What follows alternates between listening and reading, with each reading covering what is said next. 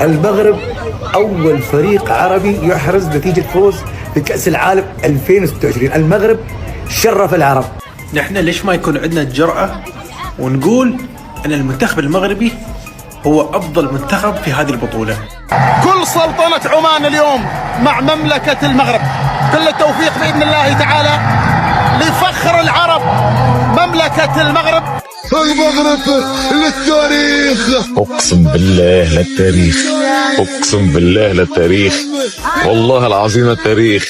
المغرب يتخطى البرازيل. الفوز الاول للعرب طبعا موراتو، ومن غير المغرب هيكسب المباراة الأولى في المونديال.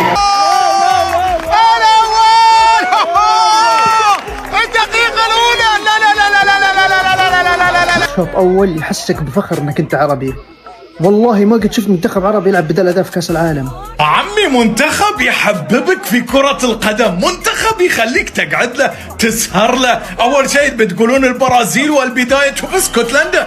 نائل العناوي دائما كنا كنسمعوا بالجرينتا وبالقتاليه في الملاعب، ولكن اول مره كنشوفوها علاش كالانسان، حيت هو الا ما شافش الدم ما كيتهناش، كيجيب ليه راسو راه ما ظهرش في المباراه بهذاك الاداء المطلوب. يا جماعه اقسم بالله كل المهاجمين بيسجلوا اهداف عاديه الا سايباري بيحلف انه بده يقتل الحارس بالاهداف تاعوله، وسايباري سجل هيدا الهدف باول 70 ثانيه من المباراه، غير انه هو اسرع هدف عربي بتاريخ المونديال. المغرب واسرع هدف للعرب في كاس العالم. امشي يا اسماعيل، اسماعيل.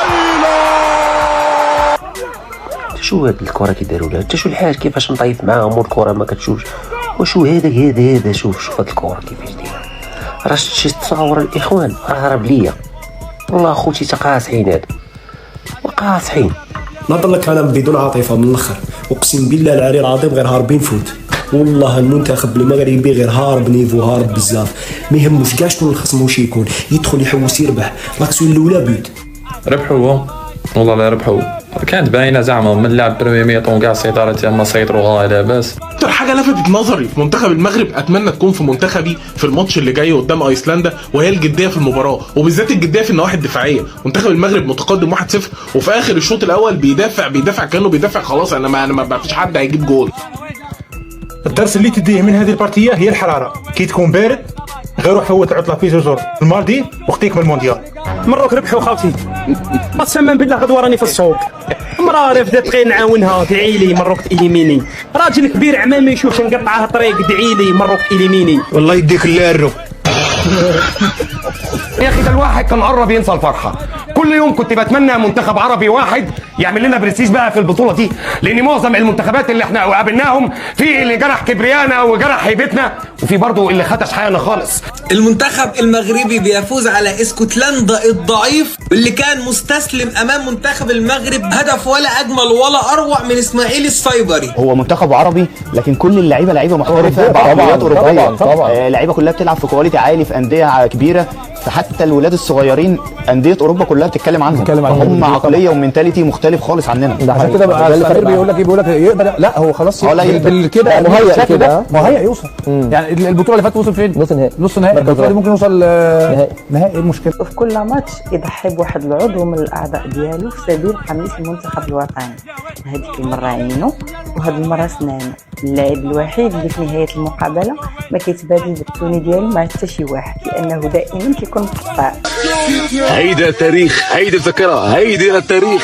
المغرب يتخطى البرازيل خامس عالميا، توب 5 يا جماعة رسميا من الفيفا. المغرب هلا حاليا بهالوقت يتخطى البرازيل خامس عالميا، والله العظيم التاريخ.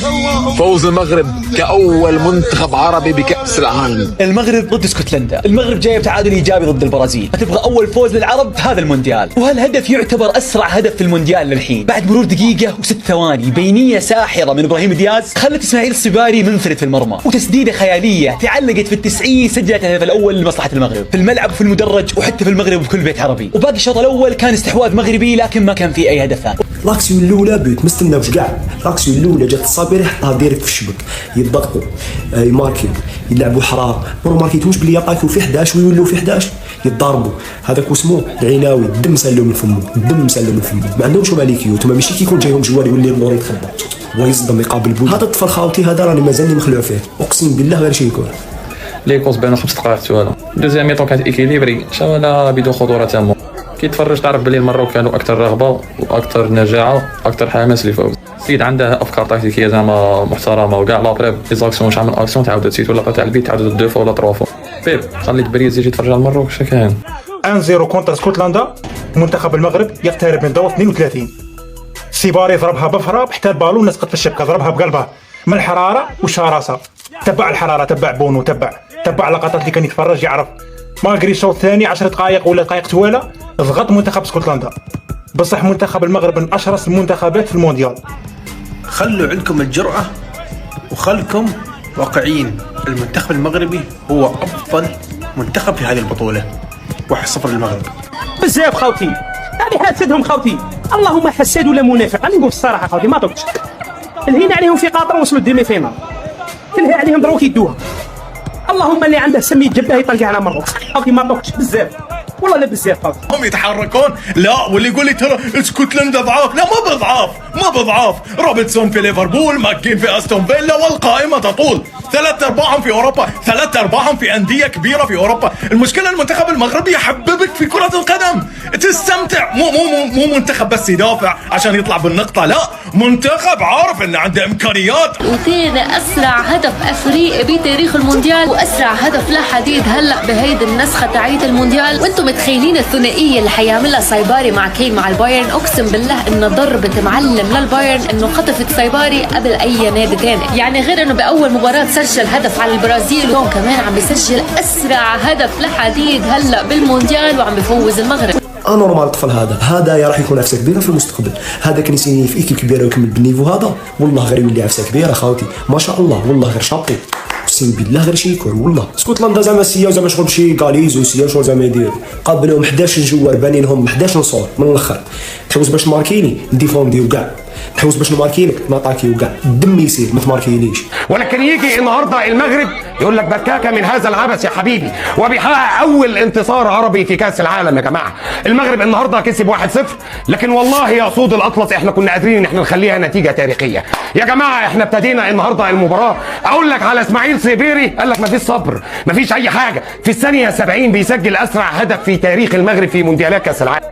نائل كانت عنده الانسيابيه والربط بين الحدود في كاس افريقيا اللي فات. نقطه القوه ديالو كانت هي السلاسه في الحركه، ودابا مع وجود بوعدي اللي كيدير ادوار مشابهه ولينا كنشوفوا بان الشخصيه ديال نائل تبدلات، ولات اكثر حديه واكثر شراسه. انت ايه يا ابني الحلاوه دي؟ انت ليه كل ماتش جون اجمد من الماتش اللي قبله؟ اسماعيل الصيبري احرز هدف النهارده عالمي، اقسم بالله تصويبه صاروخيه في مرمى اسكتلندا، وطبعا الحارس ما قدرش يعمل لها اي حاجه. منتخب المغرب قدر يفوز 1-0، نتيجه كان يقدر يفوز باضعافها بكتير قوي. كان الماتش ده ممكن يخلص 3-4 لمنتخب المغرب في الشوط الاول بس.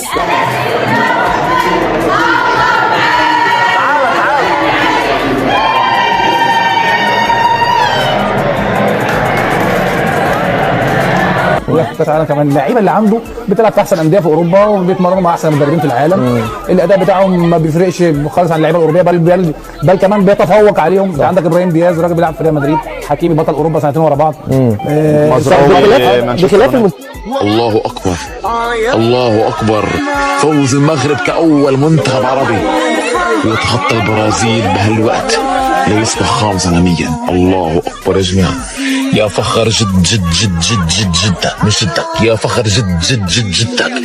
يسعد ابوكم. شو هيدا يا جماعه؟ يسعد ابو شو هيدا يا جماعه؟ صراحه هقولها بقى كده يعني محمد وهبي ده طريقه توظيفه للعيبه افضل من ركراكي يا سيدي 100 مره بالنسبه لي. بصراحه فكره انك تلعب باسماعيل صيبري هو المهاجم بتاعك، هو اصلا لعيب جناح او لعيب اتاك ميدفيلدر، لعيب بيلعب ما بين الخطوط، فهو ده لعبته. هو بيلعب مهاجم، هو اتحرك بالتحرك بالفطره بتاعت اسماعيل صيبري لانه لعيب اصلا هو بيتحرك ما بين الخطوط، فهي بتاعته. فبصراحه بتقدر تستفيد من كل اللعيبه اللي عندك. اول فوز للعرب كاس العالم وصداره حاليه للمنتخب المغربي العظيم. الف الف مبروك لكل المغاربه وللشعب العربي كله. عارف انه قوي، عارف انه يزلزل اللي قدامه. يا جماعه الخير، شوف انا ما بحلم وبقول لك كاس العالم وما كاس العالم، ولكن يخرب بيتهم يخلونك تحلم. يخلونك تحلم. يعني والله العظيم انا مو قاعد اتخيل ان في منتخب في العالم ما راح يعاني امام المغرب. غير كده شفنا مزراوي ناحيه الشمال والراجل اشرف حكيمي رغم الظروف اللي بيمر بيها اشرف حكيمي، ولكن النهارده عمل مباراه كبيره جدا. المنتخب المغربي النهارده برضه عنده تنوع في الحلول الهجوميه، ما بيعتمدش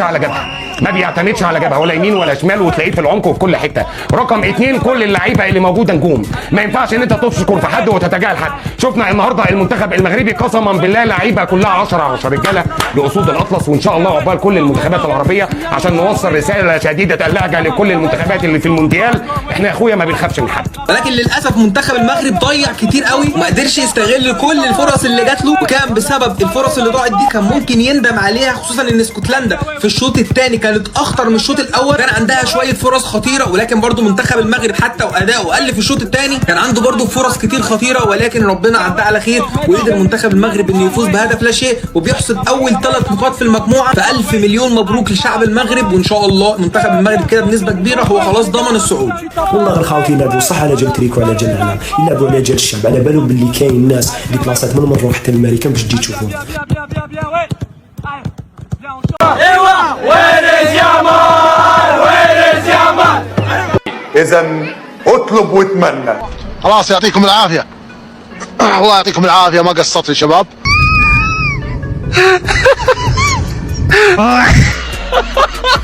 لا تتراجع كلمناك ما تتراجع. عودوا الى السعوديه لا نريد شيئا. كارثه، مصيبه، فضيحه على الاخضر. فضحتونا والله، فشلتونا والله فشلتونا. 4-0 من اسبانيا. المنتخب السعودي يخسر 4-0 من اسبانيا وفي كاس العالم.